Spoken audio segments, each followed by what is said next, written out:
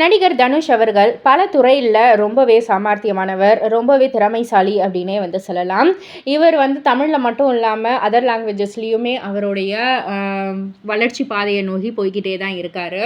So இப்போ அடுத்ததாக வந்துட்டு ராஜ்குமார் பெரியசாமியோடைய டைரக்ஷனில் தனுஷ் அவர்கள் நடிக்கிறதுக்காக கமிட் ஆயிருக்காரு. இந்த ஒரு படத்தில் ஸ்ரீலீலா மற்றும் சாய் பல்லவி 2 பேருமே லீட் ரோல் பண்ணுறாங்க.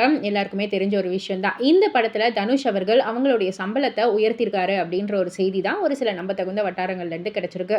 இதற்கு முன்னாடி ரிலீஸ் ஆன கர திரைப்படம் 100 கோடி பட்ஜெட்டில் எடுக்கப்பட்டாலும் லாஸ் தான் ஆச்சு. எதிர்பார்த்த அளவுக்கு ஓடலை. ஏன்னா வசூலே வந்து 55 கோடி கிட்ட தான் வந்து வசூலிச்சுது அப்படின்றதால கொஞ்சம் ரசிகர்கள் அப்செட்டாக தான் இருந்தாங்க. பட் ஆனால் எலெக்ஷன் டைம்லலாம் வந்ததால தான் இந்த படம் ஓடலை, மற்றபடி நல்லா தான் இருந்ததுன்ற மாதிரி ஒரு சில ரிவ்யூஸும் வந்துக்கிட்டு தான் இருக்குது.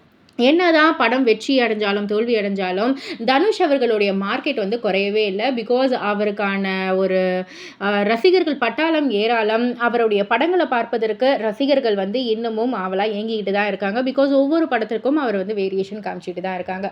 அந்த வகையில் இந்த ராஜ்குமார் பெரியசாமி டைரக்ஷனில் கமிட் ஆகிருக்கிற தனுஷ் அவர்கள் அந்த படத்துக்கு 70 கோடி ரூபாய் சம்பளம் வந்து வாங்குறாரு அப்படின்ற மாதிரி தான் தெரிய வந்திருக்கு. இதற்கு முன்னாடி 58 கோடியாக இருந்த சம்பளம் இப்போ 70 கோடியாக உயர்த்திருக்காரு அப்படின்ற மாதிரி வந்துட்டு செய்திகள் வந்திருக்கு. இந்த செய்தியை கேட்டுட்டு ரசிகர்கள் ஒரு சில பேர் ஷாக் ஆனாலும் ஒரு சில பேர் என்ன சொல்றாங்கன்னா, யார் யாருக்கோ கோடி கணக்கில் வந்து சம்பளம் கிடைச்சிக்கிட்டு இருக்கு, இவர் இத்தனை வருஷமா இண்டஸ்ட்ரியில் இருக்காரு, பல திறமைகளை வந்து வச்சிருக்காரு, இவருக்கு கொடுக்கறதுல தப்பே இல்லையே அப்படின்ற மாதிரியும் ஒரு சில பேர் வந்து சொல்லிக்கிட்டு தான் இருக்காங்க.